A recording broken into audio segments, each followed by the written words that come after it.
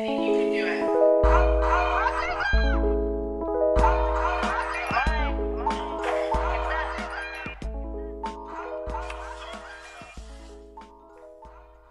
hello. Welcome back to my studio, friend. Thank you for lending me your ears. My name is Cesar, and I'm glad that you're here so we can sit and we can talk about some things. Most importantly, how are you? How are you doing? I'm doing pretty good, if I don't say so myself. But I guess that's the most important part, is how are you doing? Lately, I've been listening to a lot of true crime podcasts about serial killers. And boy, it's like a kind of disturbing amount of similarities between me and some serial killers. I'm just kidding. I could never hurt a fly. But if there's one thing that I've learned from the serial killers, is that they never really talked to anybody. They were always really sad and lonely, kind of outcasts, very smart, but maybe not too smart, because they went around killing people. But yeah, they never talked to anybody. No one asked them. No one sat them down in their podcast studio and said, "Hey, Ted Bundy, John Wayne Gacy, Richard Ramirez, who else? Jeffrey Dahmer. How are you guys doing?" No one ever did that to them. And probably because they were fucking scary and very, just disturbing to be around. Maybe too charming. Too charming, like a snake. Like they were like snakes. That's not, yeah. No one ever wanted them on a podcast. Maybe some people did. But not my podcast. Although it would be pretty, what keeps you going, Ted? What keeps you moving? How do you keep grinding? I like killing women. That's essentially how that podcast would go. All right. Great start to this episode. Wow. Okay. So how are you? How are you doing? All of my HITTERS.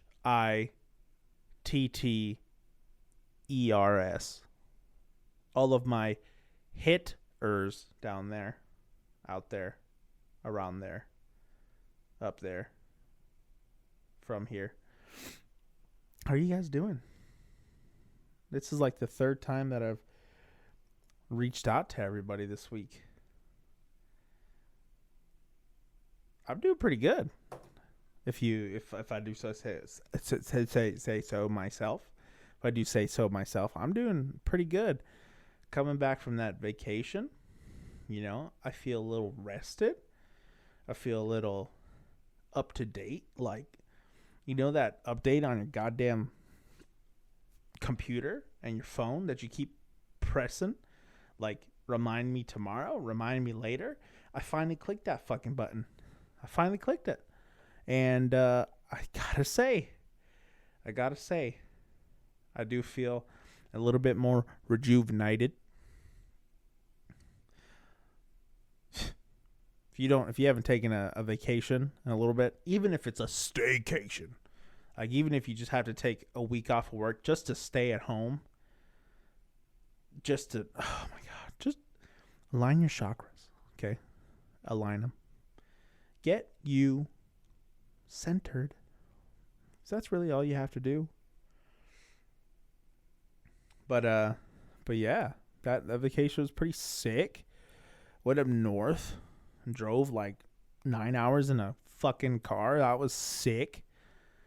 I mean, not really, but I listened to a bunch of podcasts going up that way, and got to spend time with the lady in the lady's family, and that was pretty pretty, bro.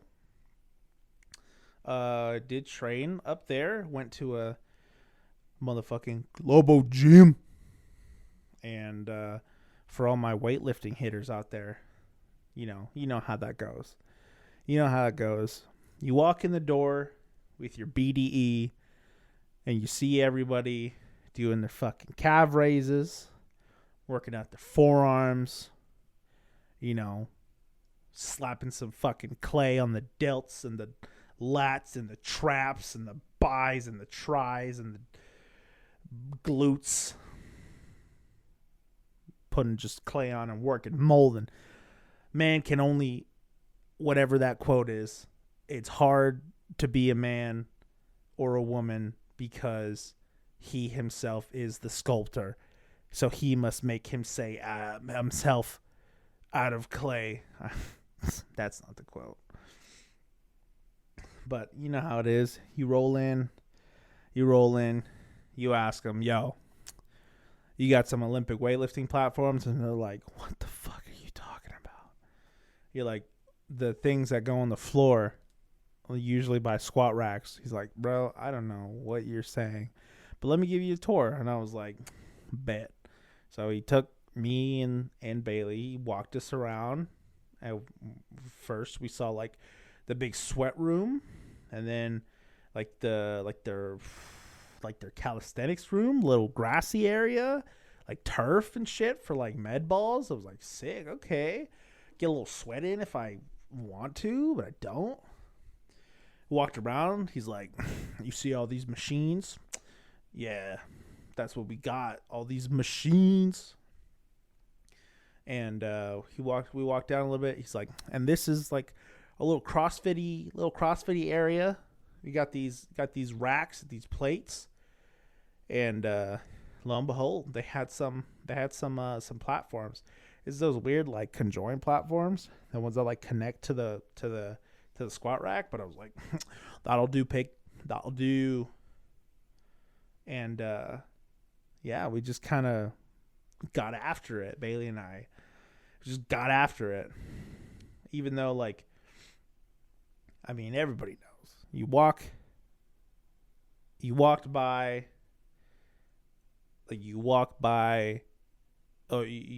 through the gym. Everyone's looking at you like, what the fuck is this guy doing? Why is he doesn't look like me. What is this girl doing? She doesn't look like me. She's not wearing these booty shorts. She's looking like she's about to like actually work something. And then, then you start doing your warm up, and then people are still looking at you like, what the fuck? What is going on? And then, and then you start warming up, you start putting the bar overhead, and people are like, what in the world? And then you actually start doing the lifts, and people just lose their mind. People are just losing their mind. And it also doesn't help that if the gym, the architect who built this failure of a gym decides to put four or six platforms. I can't remember if it was 2x2 or 3x3, but all these platforms in this big, just empty space of a room. Think like your average CrossFit box, and then that's like an extension to the rest of the gym, but there's no like soundproofing. It's just big and empty, so everything echoes. So I'm sitting there doing some snatchies, at like 70 kilos, dropping the bar, and it's the loudest thing that any of these people have ever heard in their life because of the echo. It's just ridiculous. So I'm sitting there, and I'm like embarrassed. I'm uncomfortable. Like, people are just looking at me. They're like, bro, what is this guy doing? And I'm just trying my hardest not to just, It was such a terrible experience. All the old people were complaining. Sad day. I'm just sitting there. It's hot. I mean, and the bars, bro. Oh my God. I just sound like a big negative Nancy right now. the bars were super thick and there was no knurling, so my hands kept slipping. I had no chalk. Like, there were like all the Ivanko plates, which was pretty sick. Like, I don't know what they were doing at that gym, but sick with it. But yeah, that was my training. That was my training story. And then I think it was like 2 days after where we went to this like super sick watering hole for my my mother-in-law's birthday. Went to a watering hole, like out in the boonies. I've always wanted to be a cowboy, so that was pretty fun. I told Bailey that if I was a cowboy, let me take you back. If I was a cowboy riding on my horse, first off, I would have to find a horse that actually supports my weight. But if I was a cowboy riding a horse, out west, you hear a little babbling brook. You're like, what is that? What is that? Is that water? You hear the bugs. They're like, you have to hit one off your neck. You're like, ow, freaking bug. You're like, but that sounds like water. So I take my horse down to the water. Get off my horse. And we come upon this big watering hole. My horse is thirsty. So I got to let him drink. It's a pretty hot day out in 1850. So I take my boots off, take my pants, take my Levi's off, take my hat off. I basically undress fully and get in this watering hole. And then I grab my soap and I'm downstream from my horse because I don't want to poison him with my rank body or my soap. Downstream from the horse, and I'm just washing myself. Maybe set up a fishing trap, catch me a fish or two. But I spend the day there. That's basically what I would do, to be honest, if I was a cowboy at that watering hole. But it was very nice. We spent the day there, me, her fam bam. We were there from like goddamn 11 in the morning to like fucking 8 o'clock at night. I got sunburned. I'm dark as shit right now. Everything hurts. Yeah. And then we went and saw The Lion King next day on our way back, or before we came back. That's a great film. Oh my God, I gotta stop talking like that. Goodness. But yeah, that was my vacation. Spent a lot of time just lining my chakras, getting myself back in line. That's very important every now and then.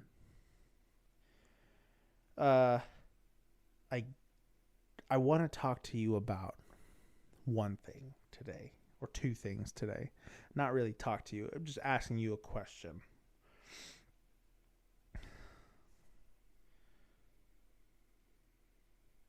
Who do you play for? Who do you play for? And what team are you on? Are you on team you? Are you on team Jesus? Are you on team Juggernaut? Are you on team art? Are you on team music? What team are you on? Who are you not loyal to, but where do your intentions, where do your intentions lie? That's one thing, And who do you... Oh, I just asked that. Why are you here? That's the other question. That's the other question that I have. So let's start off with, why are you here? When it was brought to my attention, or when I started thinking about it, when I started thinking about that question, I was watching Last Chance U, and if you don't know what Last Chance U is, from the last episode, I think I kind of talked about it a tiny bit, but Last Chance U is basically a documentary series on Netflix about college, junior college out in Independence, Kansas, and it's just it's basically just a last shot for a bunch of these kids trying to make it to a D1 school. Some of these kids are kickbacks. They get, they fuck up in regular school and they have to find a way to get back. So for a lot of these kids, they only have 2 years to really bust ass and get out. And there's this one episode when the Indy's the team in Independence, Kansas. That's the college that it's focused on. They have this rival, like a crosstown rival. The coaches don't like each other. They have different coaching styles. All that jazz. It's you get an in-depth look at what Indy's coaches are like, and you have a small in-depth look at what the other coaches are like, and they're completely stark different.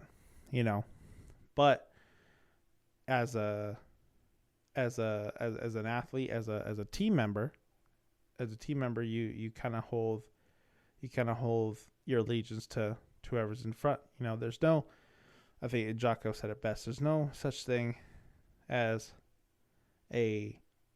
there's only bad leaders. Bad leaders.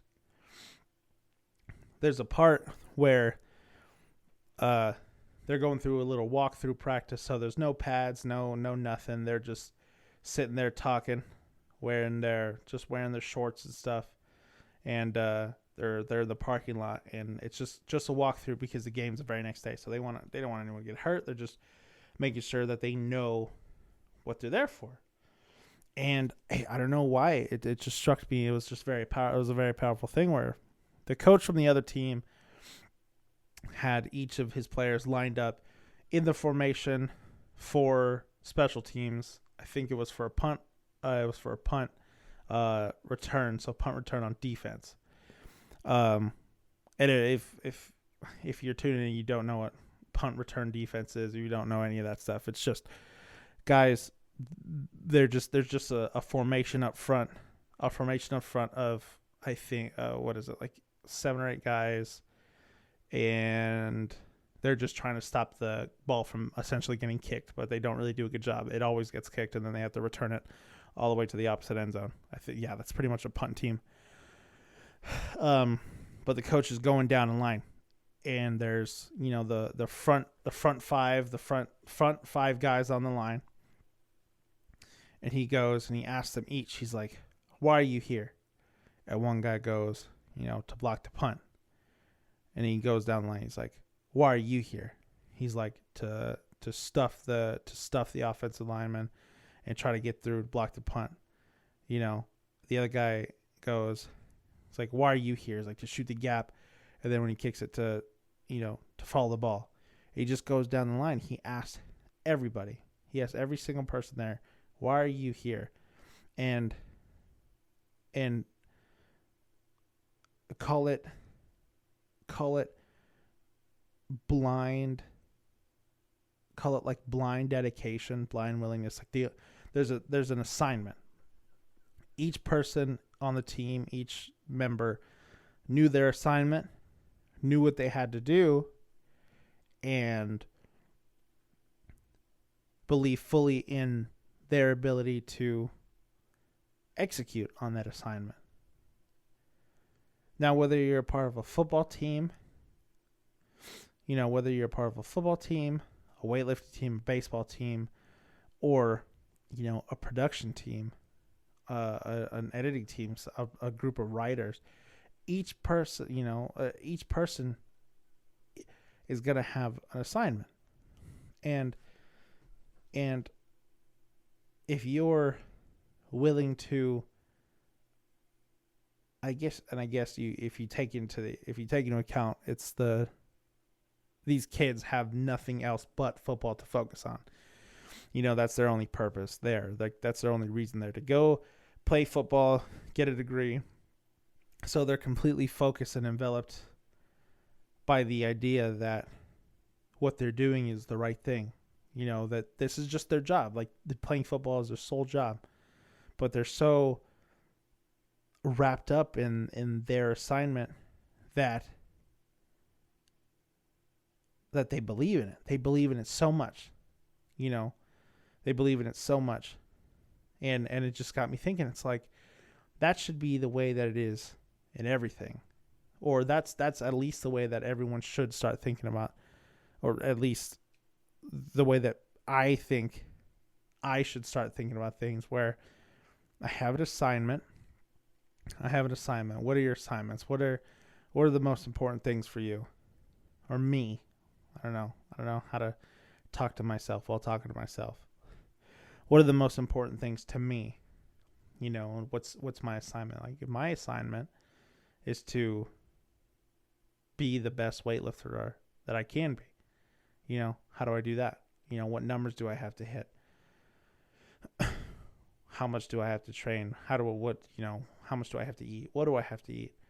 You know, you have that assignment, and it starts with a play. You know, they have each person has an assignment for a play. You know, and every day, if you take every day and give yourself a small assignment, and you don't have to overload yourself with so many assignments that it starts getting crazy, you know, but you give yourself one assignment a day. Like this morning, for instance, like I had to wake up to go and train early, because I had to go to work this morning. And I not only, you know, I had my food ready prepped, but I still had to eat breakfast and all that stuff. So, and I had to take my dad to work. So, you know, I had to put out a podcast. I woke up. My assignment was to train. You know, that was my assignment. That was my main assignment for the day. And I said to myself, you know, thought to myself, you know, regardless, I don't want to wake up early. I don't feel like waking up. I don't feel like opening my eyes. I don't feel like taking my dad to work. I don't feel like even moving. But I believe so blindly in the fact that I'm doing the right thing. I'm doing my job. I'm doing what I have to do, you know? That's my assignment. And I was talking to my cowboy cousin yesterday about it. I basically talked to him about the same example, where each kid on this play has a certain assignment they have to accomplish. And they're willing to do it no matter what. But a good point that he brought up was, you know, yeah, that's all fine and dandy, but what happens when they get smacked in the mouth? What happens when they contact somebody? What happens when the adversary, the person on the other side, whether it's themselves, whether it's another person, whether it's a circumstance, whether it's whatever, what happens if that gets in the way of them them completing their assignment? And if there's anything that I learned from my days as a high school football player, is that no matter what, after your play on defense, you had to run to the ball. No matter if the ball was thrown 15, 20 yards the opposite direction of you, if you were on the ground 15, 20 yards away from it, you had to get up and run to the ball, no matter what. Run all the way through. And I think I really think that that's the way that I have to tackle life. I have to kind of push through and tackle life, because fuck, there's a lot of stuff that I don't want to do. There's a lot of stuff that I don't necessarily have to do, but I want to. I want to achieve my assignment, you know? I want to get through it. I want to run through the ball. I want to run through the play. You know, I want to finish all the way through. It was just something that got me thinking, because something is always going to go wrong, and you have to think about all the possible ways that you're going to be able to you're going to have to get through to complete your assignment when everything inevitably goes wrong, because things are just going to go wrong. You can't help it. Now, it's not enough to just know your assignment. You have to have that faith. You have to have that blind faith that I'm talking about. And I don't know, maybe it's my own, my own ability to put myself in my old shoes where I was just, I being an athlete. But I do believe everyone feels it, because when they have something that they're so convinced that they're doing the right thing with their life, when they're doing the right thing, I think they know that everything they do has a purpose. I think that's what it is. It's that assignment is your purpose. Having an assignment, completing that assignment on every play, every day, in every opportunity, that kind of adds to your purpose. So you got to make sure that you're protecting that faith, and that you're protecting that. I don't know if it's not that purpose. That takes us back to the very like one of the very first episodes that we ever had, was that purpose and intention are the things that keep you going, and that's definitely true. But you got to find that, you got to find ways to stay driven, whether it's a blind kind of mentality, like a blind kind of focus, or that's an oxymoron, like a blind focus, but like a blind hope, like a blind faith that everything you're doing is going well, is putting you towards the thing that you want most. But at the end of the day, I guess it really just depends on what it is that you want most, because if we put it in a literal sense, like, like sports, and you're basing your stuff off of performance and eventually where you'll end up, there's a possibility that might not happen. But if you base it on the feeling that you have inside, like you feel great about yourself, you feel proud about the things that you've accomplished, you could do that whatever way. You could find ways to make yourself proud. You could find ways to be happy with yourself.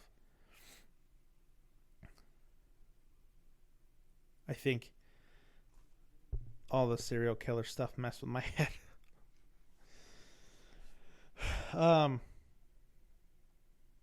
Moving on. So that was asking yourself why you're here, making sure you're in tune with why you're here, making sure that why you're here is that kind of burning desire to do it, take steps in the right direction, regardless of what that direction is. It's taking steps in the right direction, and knowing that you're moving forward. And the second question is a totally different. It's a totally different sport that I kind of got inspired by, but the question comes from who do you play for? Mainly, that's the question, and the inspiration behind it was I don't know if you guys are familiar with the Miracle on Ice, but the Miracle on Ice, and I've talked about this before, but it's one of the greatest hockey stories ever. But the Miracle on Ice was basically that Olympic hockey team, the U.S. Olympic hockey team, who were just a bunch of ragamuffins. And these hitters all, came from different schools, different walks of life, different everything. A lot of them had really similar names, but everything about them was different, so to speak. Besides the fact that they all played hockey. And there's a scene in the movie. It's called Miracle. There's a scene in the movie where the boys finally got picked for the team. They had their roster set for the Olympic team. And there's just a practice going on. And one of the players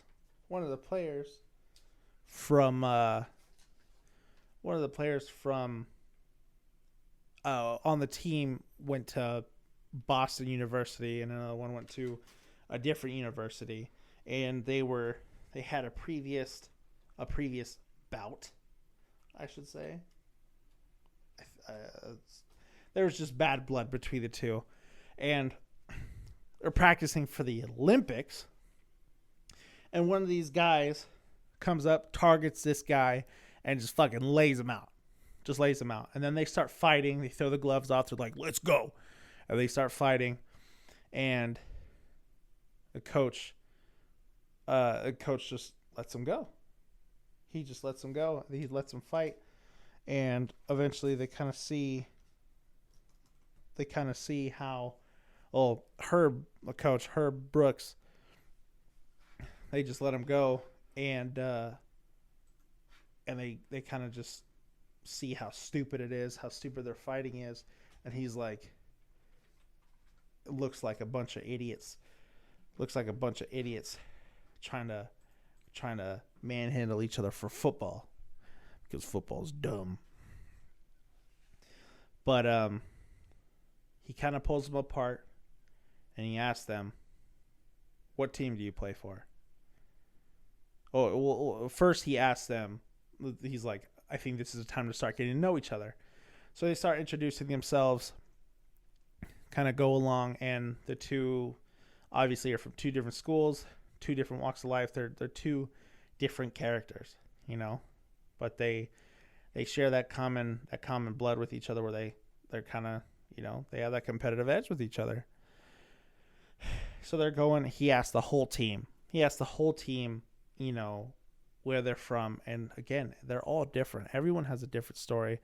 Everyone has a different way about them. Everyone has a different life. No people share the same life. Just very similar in action, but on the inside, everyone's different. Now, they go and they go out to Europe for a practice game before the Olympics, and they get their shit kicked in, and they end up tying.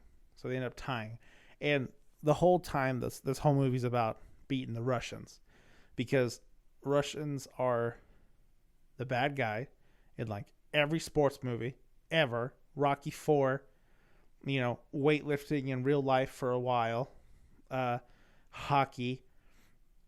What else? Bowling, maybe. No, that's an American sport.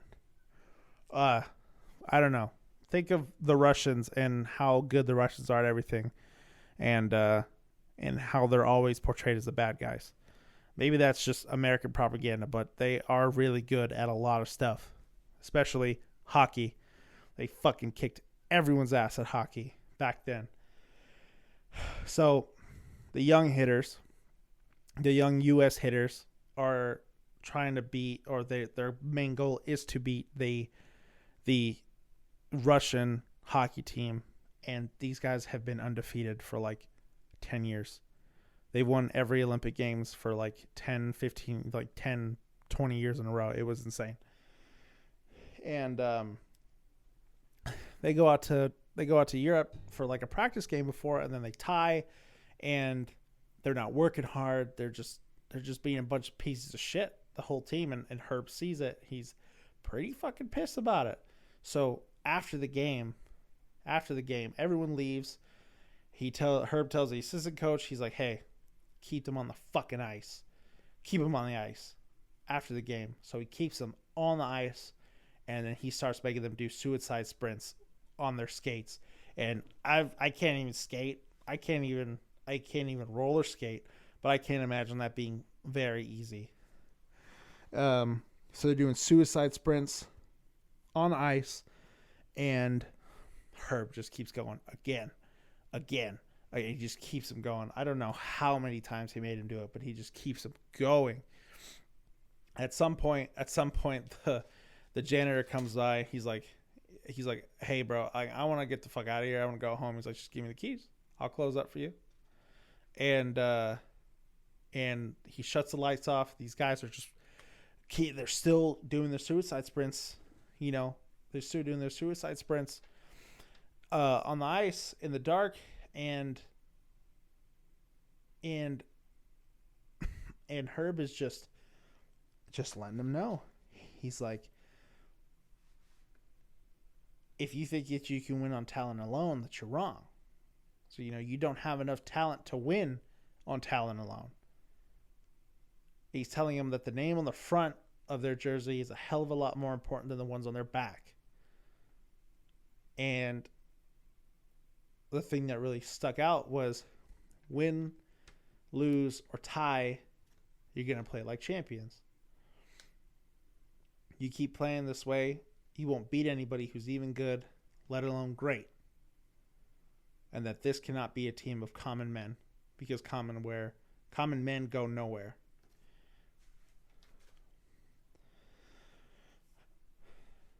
They're dying. They're all dying on the ice, by the way. They're like all throwing up and just breathing hard, and shit's rough.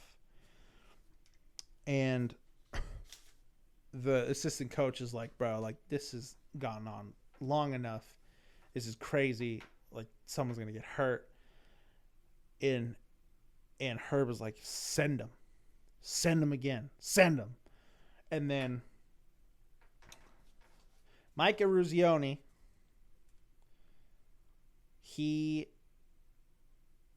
before he blows the whistle, he yells his name out. He goes, Mike Eruzione, up from Winthrop, Massachusetts. And Herb looks at him and he goes, who do you play for? And Mike goes, the United States of America. So before when he first asked them the question, they were all saying their own colleges, like their own respective colleges, everywhere that they came from. You ask, who do you play for? And it takes time to grow. It takes time to grow. It takes time to develop that sense of, what does this really mean? That's why these two questions from two different sports, why are you here? Why are you here, and who do you play for? They're different, but same, same, but different, but the same. Because remembering who you play for is just as important as remembering why you're playing for them. So if you take the time, same thing, if you take the time to figure out who you're playing for,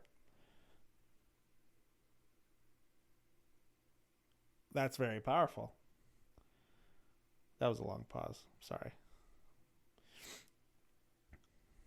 So who are you playing for?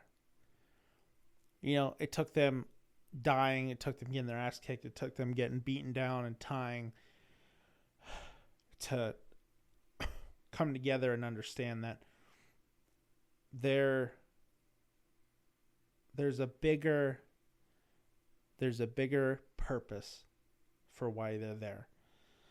And it kind of ties into that be humble, don't let the pie crumble thing, where when you recognize that there's a purpose out there bigger than you.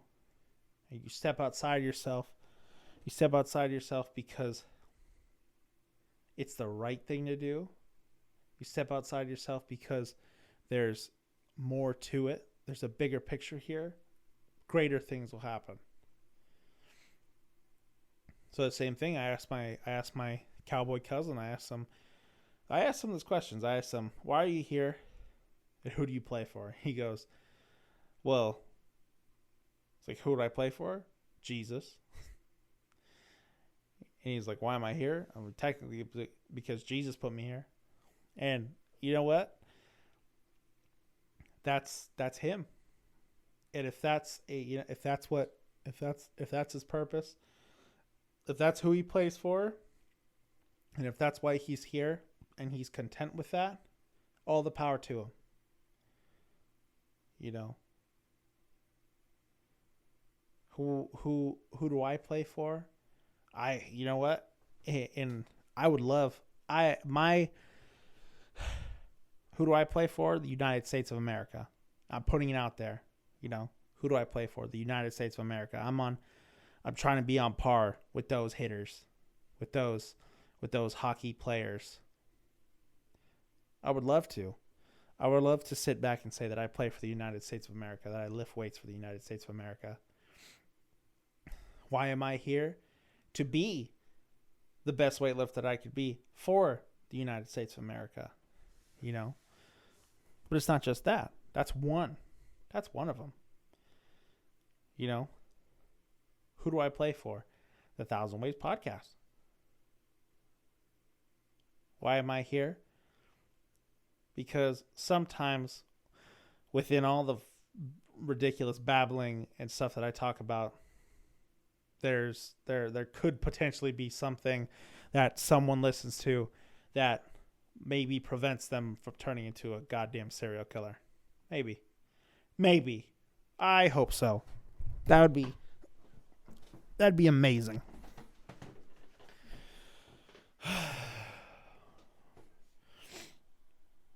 You got to keep that dog mentality. Stay hard. I don't know if anyone listens to David Goggins on Instagram, but after everything, after all his posts, he goes, "Stay hard." And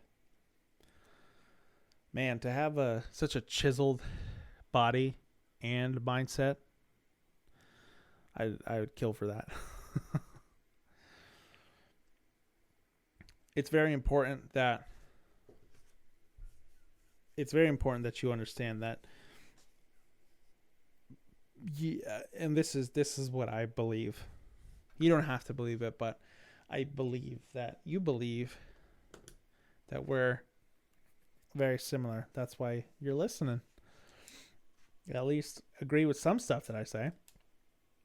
But I believe that everyone here has a reason.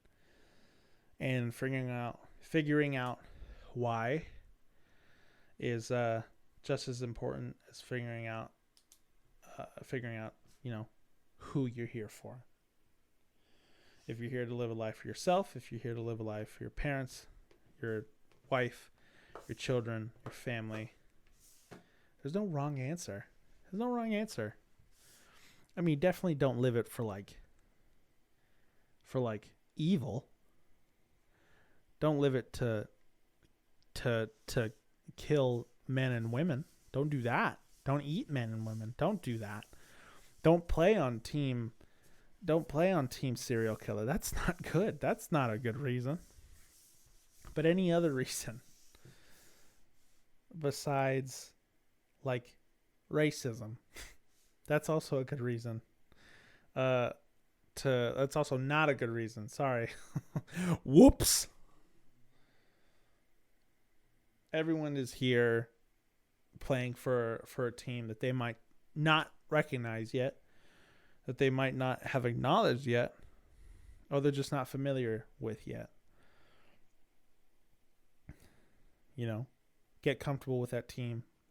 Maybe you need to find that team. Maybe you need to step out and look for a team. A team doesn't have to be a big team. a team could just be two people, you and somebody else. It could be you and a friend, you and a lover, you and a mentor, or it could be you and a group of friends, a group of lovers, a group of mentors.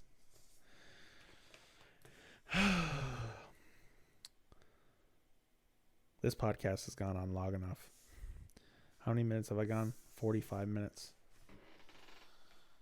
That's good, right? That's good. I mean, the other ones have only been like 15 minutes, so this is an extra 30. Ew, what is that? Gross! That was poop on the ground. Not like real poop, but like trash poop. Oh. All right, everybody. I thank you for listening. This episode wasn't really that explosive in energy, but I promise that the next one will be better. 'Cause I'm here for team 1,000 Ways, and I'm here for Team USA and Team Jesus, and I'm just here to be the best that I can be. So, thank you, everybody. I'll talk to you next week, and just be easy out there, everybody. Remember, you just gotta be easy. Love you guys.